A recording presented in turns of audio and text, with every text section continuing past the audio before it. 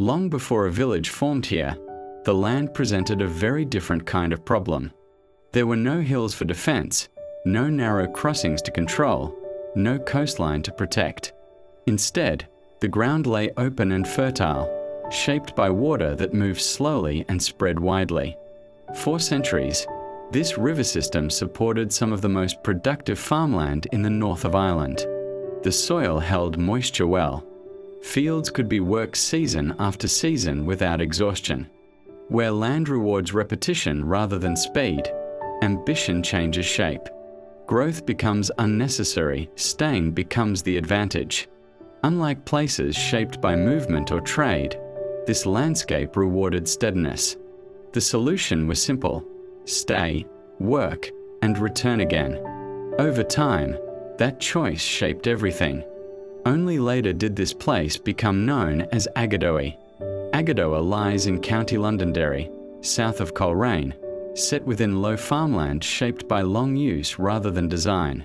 Its name comes from the Irish Achar Dubthay, often understood as Field of the Dark Place, a reference to rich, fertile soil rather than shadow.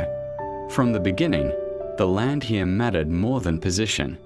This was not a stopping point on a route. It was a place that made leaving unnecessary. Early settlement followed the rhythm of farming. Archaeological evidence from the wider Bann Valley shows continuous rural activity from early Christian and medieval periods, organized around fields, parish land, and seasonal labor rather than towns. In places like this, history does not arrive as events, it arrives as routine. Small holdings spread across the plain, linked by narrow roads that followed field edges instead of imposing order. Families worked the same ground for generations, adjusting to weather and seasons rather than markets or politics. By the early medieval period, Aghadowey existed as part of a parish-based landscape, centered on agriculture and local worship rather than trade or administration. Its importance was local, not regional, and that was enough. The River Bann quietly reinforced this pattern.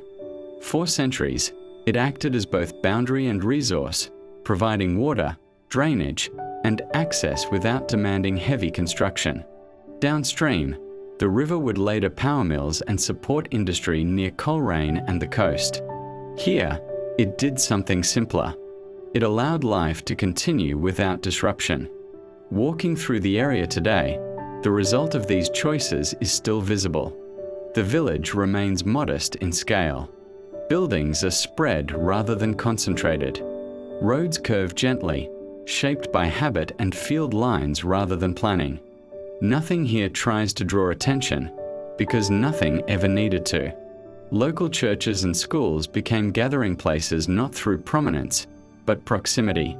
Community life developed through repetition rather than spectacle.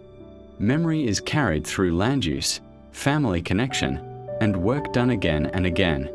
The surrounding countryside still shows signs of careful balance. Hedgerows trace boundaries laid out centuries ago. Drainage channels mark quiet improvement, especially during agricultural change in the 18th and 19th centuries. The land has been shaped repeatedly, but never pushed too far. Modern life has arrived gradually. New homes sit alongside older farms without breaking the rhythm of the place. Aghadowey has not expanded quickly, nor has it needed to. This is what happens when land does not demand urgency. Aghadowey was never meant to stand out. Its role was different from places shaped by crossings, harbours, or defence.